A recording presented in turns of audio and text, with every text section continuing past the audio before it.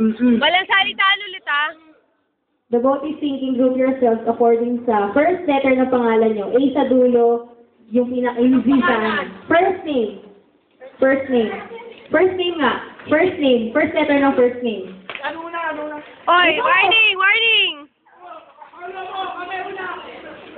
First. Second.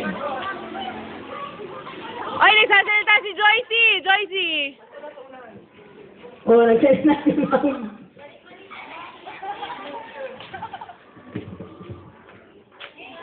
Kitang-kita ko, unang M sa P eh. Ay, San Patrick nga mo na ito. Okay.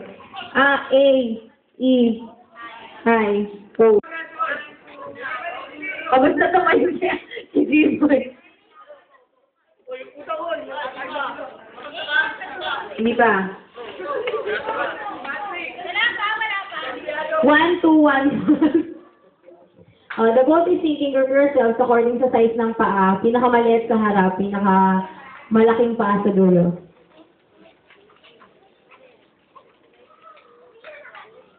Walang sasalita. Malayo yung linya nito.